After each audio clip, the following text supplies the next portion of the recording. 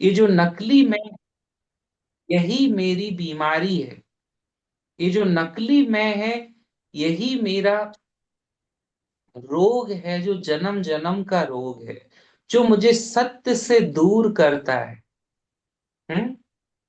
कई बार वो कहानी में सुनाता हूं कि सत्य और असत्य दोनों ही नहाने के लिए गए नदी पर। तो सत्य नहाने लगा, असत्य ने उसके कपड़े पहन लिए, किनारे पे रखे थे, और असत्य उसके कपड़े पहनकर घूमने लगा। किसके? किसके? असत्य के। सत्य के। सत्य के कपड़े असत्य ने पहन लिए, और वो जगह जगह जाकर कहने लगा, सत्य हूँ। मैं ही सत्य हूं।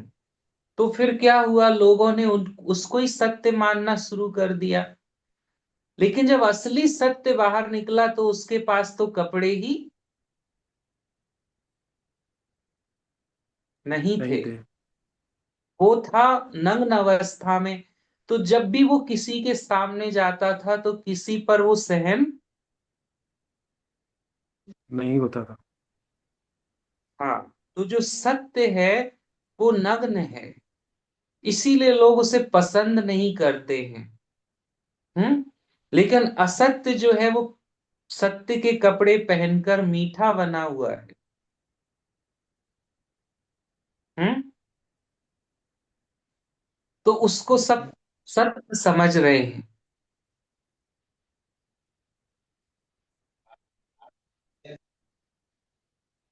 सत्य और सत्य के इस खेल में हम अगर असली को स्वीकार करना सीख लें, यानी जो जैसा है, असत्य चाहे जितना मीठा लगे पर तो भी वो दुखदाई होगा बाद में, और सत्य चाहे जितना कड़वा लगे, चाहे जितना हमें असहनीय लगे, लेकिन फिर भी वो हमारे लिए लाभदायक होगा। पर लोग असत्य को गले लगा रहे हैं और सत्य को,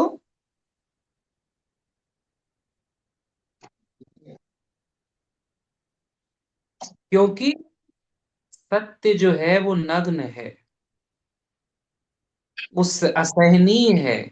यानी हम लोगों को अपने अंदर ऐसी क्षमता विकसित करनी होगी कि जो जैसा है, सत्य कितना भी कड़वा हो, असहनीय हो, भद्दा हो, कुरूप हो, फिर भी मुझे उसको स्वीकार करने की ताकत होनी चाहिए।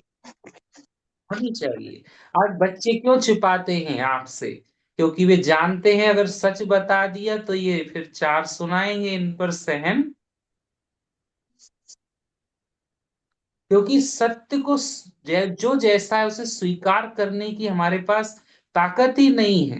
और असत्य को हमें झूठा रूप दिखा दिया जाए तो हम उसे स्वीकार कर लेते हैं।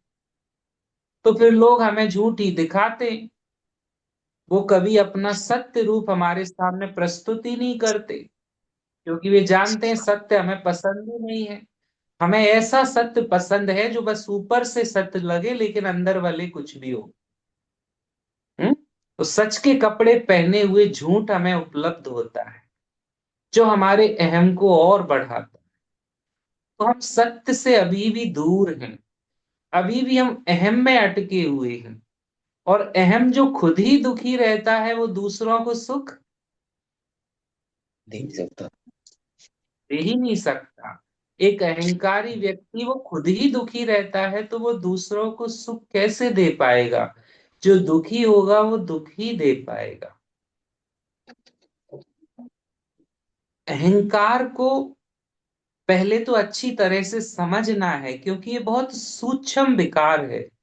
और सारे विकार दिखाई देते हैं, काम, क्रोध, लोभ, मोह, ये दिखते हैं।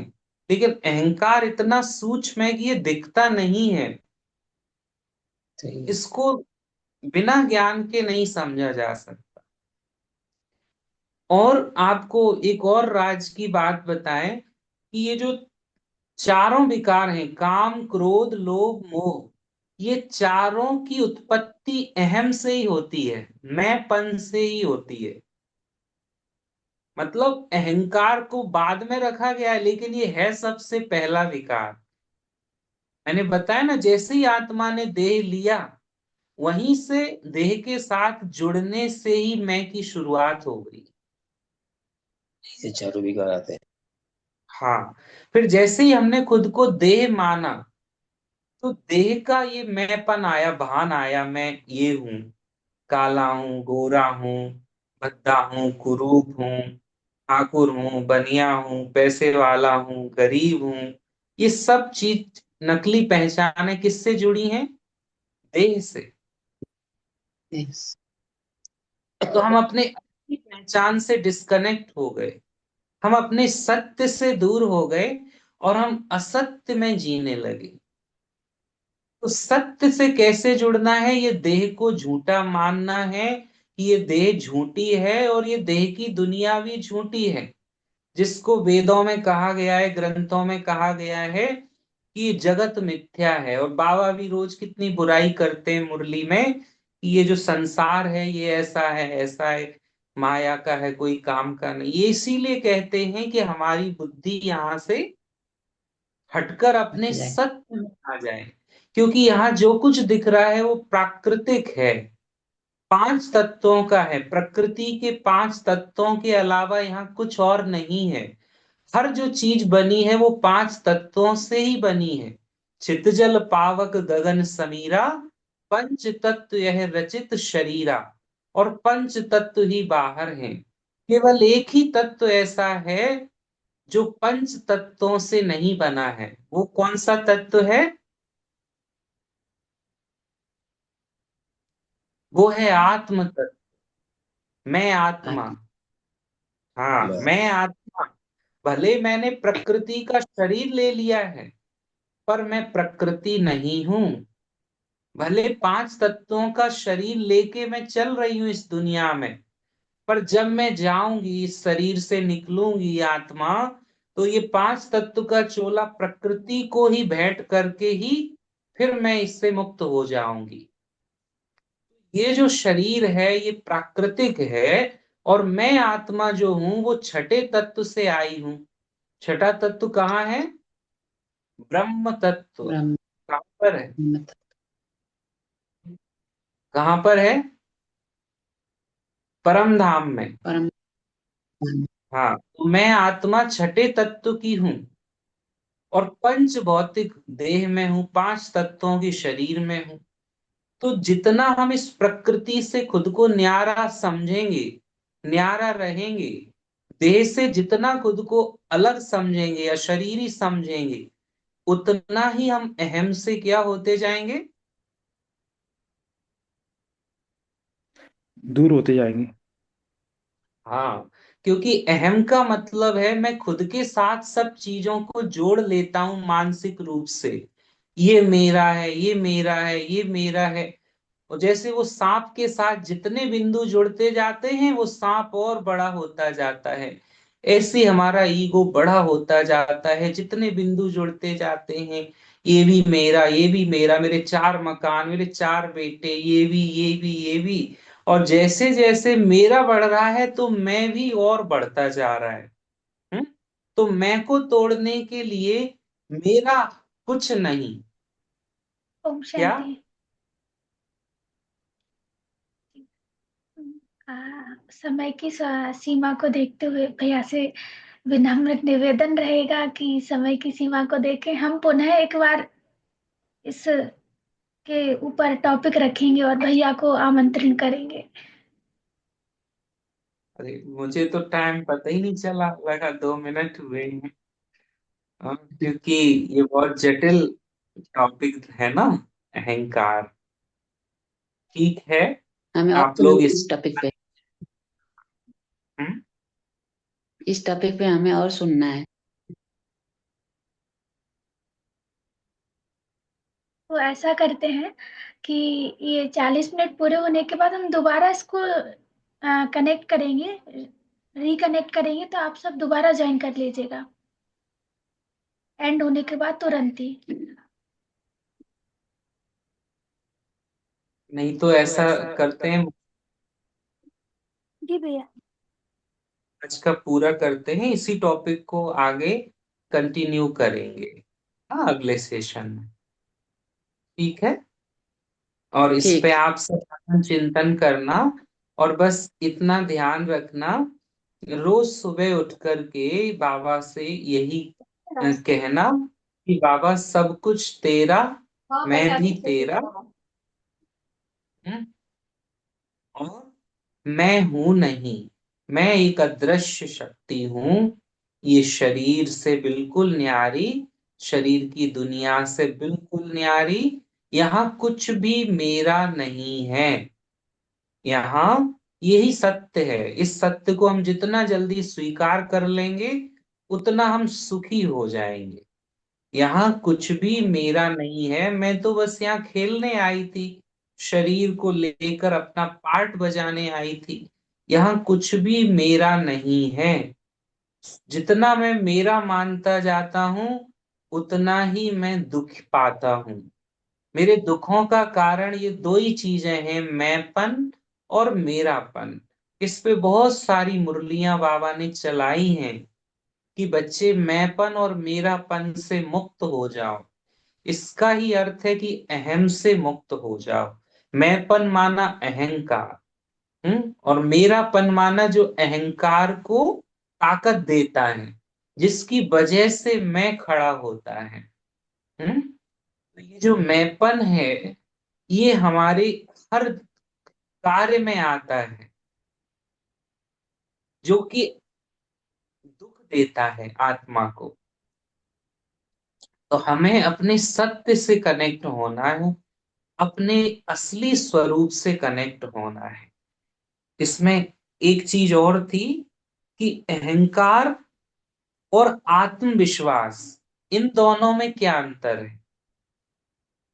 क्योंकि कई बार आपको आत्मविश्वासी व्यक्ति भी ऐसे ही लगेगा जैसे कि उसमें अहंकार है, लेकिन आप फर्क नहीं समझ पाएंगे। तो मैं ये जानना चाहता हूं कि ये बताएं, आत्मविश्वास और अहंकार में क्या फर्क है।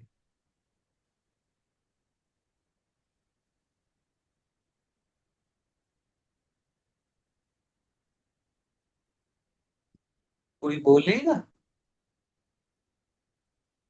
बोलो।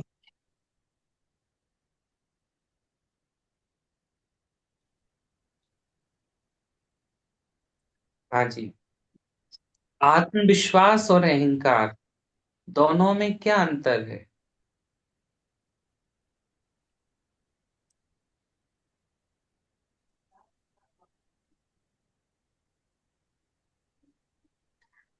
आत्मविश्वास तैयारियां करता है और अहंकार श्रेय लेता है।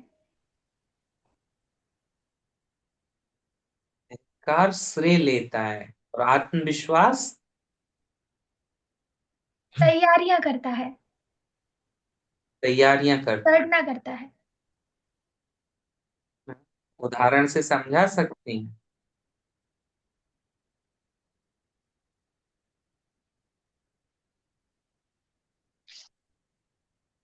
जैसे कोई आत्मविश्वास से भरा होता है तो वो सिर्फ पीछे रहकर आगे का कार्य संभालता है, लेकिन जिसको अहंकार होता है वो फ्रंट पर रह के उस कार्य को संभालता है।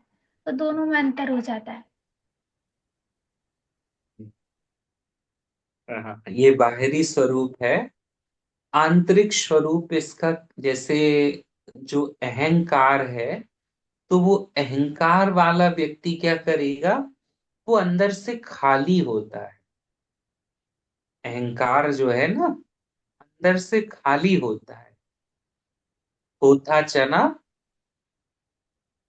बाजे घना, कहावत है ना। तो उसके अंदर डर होता है, उससे अपने आप पर ही पूरा विश्वास नहीं होता। नहीं होता है। हम्म। लेकिन जो आत्मविश्वासी होता है वो आत्मा पे विश्वास करता है। आत्मा पे विश्वास, इसी से शब्द निकला आत्म विश्वास। हम्म। तो जो आत्मा पे विश्वास करता है वो सत्य पे विश्वास करता है, तो उस सत्य से उसके जो विचार आते हैं, इसलिए उसमें कॉन्फिडेंस दिखता है, क्योंकि उसे पता है मैं तो मरने वाला, मिटने वाला हूं नहीं। लेकिन अहंकार जो है वो अंदर से तो खाली होता है, पर बाहर वो शक्ति का दिखावा करता है।